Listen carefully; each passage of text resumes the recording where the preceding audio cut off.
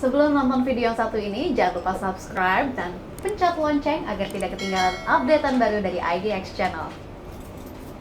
Ya, terima kasih Anda masih bergabung bersama kami di Market Review. Sebelum saya lanjutkan perbincangan bersama Bapak Handito Juwono, Ketua Komite Tetap Pengembangan Ekspor Kadin Indonesia. Ada beberapa data yang sudah kami siapkan, diantaranya adalah mengenai kasus COVID-19 di Indonesia, Malaysia, Taiwan, dan juga Singapura per tanggal 24 Mei 2021.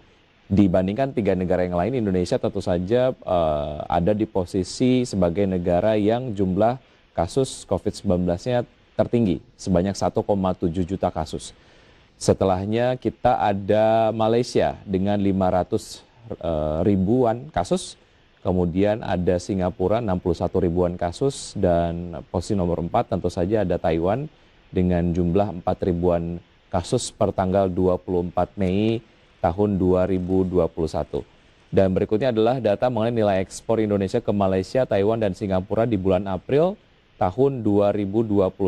Ekspor ke Malaysia sebanyak 910 miliar US dollar, ke Taiwan sebanyak 480 miliar US dollar, dan ekspor ke Singapura sebanyak 740 miliar US dollar. Kami kompilasi datanya dari BPS, dan kemudian ini adalah persentase ekspor Indonesia ke Malaysia, kemudian Singapura dan juga Taiwan dibandingkan dengan eksportasi Indonesia ke negara-negara yang lain.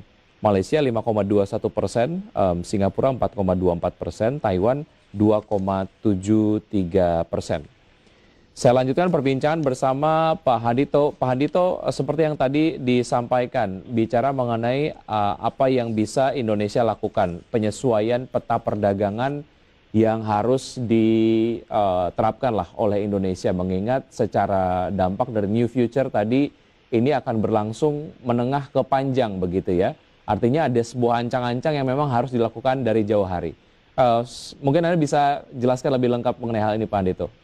Ya, kalau kita lihat ekspor kita ini kan ada boleh dikatakan ada dua macam ya. Kan selama ini kan kita mengenal ada ekspor dengan cara-cara konvensional dan ekspor dengan cara-cara kontemporer. Nah, cara-cara konvensional itu kan ketemu buyer yang di luar negeri gitu. Nah, ini biasanya terjadi untuk ekspor-ekspor yang nilainya besar, yang kirimnya kontainer-kontaineran gitu ya, yang kontraknya jangka panjang. Sementara yang ekspor yang sifatnya kontemporer, yang pakai cara kekinian ini kan nilainya kecil-kecil, banyak gitu. Yang sekarang antara lain bisa melalui marketplace gitu. Nah, ini dua-duanya ini punya fenomena yang berbeda, punya cara pendekatan yang berbeda. Nah, kalau kita bandingkan dari 3 negara tadi, Malaysia, Singapura, dan Taiwan gitu ya. Ya sekarang ini di April kinerja dari ekspor kita ke Malaysia lumayan baik. Artinya sebenarnya yang terdampak banyak ini berarti Singapura sama ya, kalau Taiwan memang sebenarnya ini negara ini kan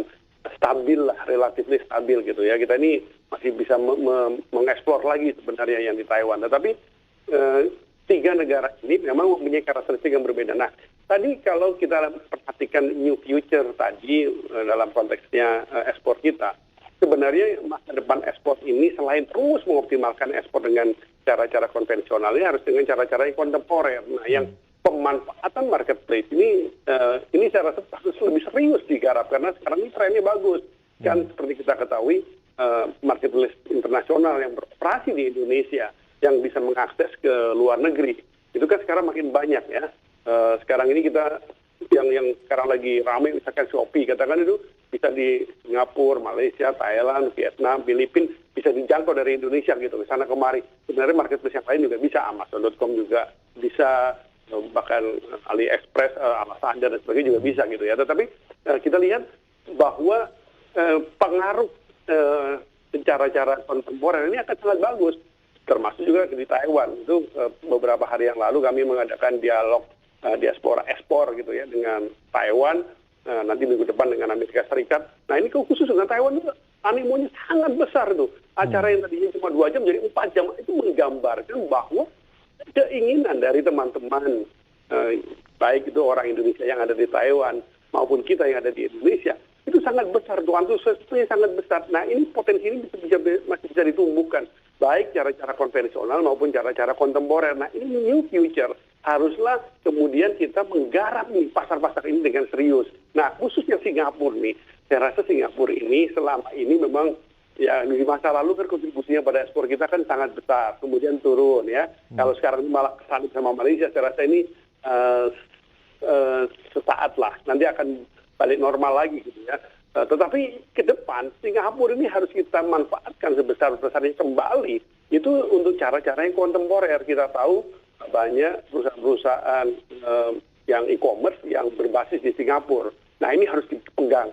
Bagaimanapun kenyataannya logistik hub-nya Singapura itu juga sangat efektif dan dari sana bisa menyebar kemana-mana. Nah jadi ini yang saya rasa ke depan harus kita manfaatkan sebesar-besarnya sehingga ekspor kita ini kemudian bisa lebih merata gitu. Pelaku usaha besar menikmati, yang menengah menikmati, yang kecil juga menikmati. Contoh lah sekarang juga anak-anak muda, anak kampus deh. Itu sekarang banyak sekali yang kepengen jadi eksportir dengan cara-cara kontemporer. Nah, Singapura, sebenarnya Malaysia juga bisa ya. Taiwan pun juga bisa gitu ya. Nah, tapi Singapura ini saya rasa kita perlu memberi perhatian yang besar, membangkitkan kembali. Apalagi Singapura kan kepengen jadi negara yang digitalized gitu ya, yang berbasis digital dan pemanfaatan ekspor-ekspor yang basisnya adalah teknologi digital. Ini sesuatu yang nyambung gitu dengan keinginan Singapura. Jadi saya rasa saya melihat untuk future ke depan kita ini perlu optimalkan ini. Sehingga kalau ini bisa kita tata dengan baik gitu, maka kita nggak usah terlalu terkaget-kaget ada lockdown di sana. Tidak apa-apa lah gitu.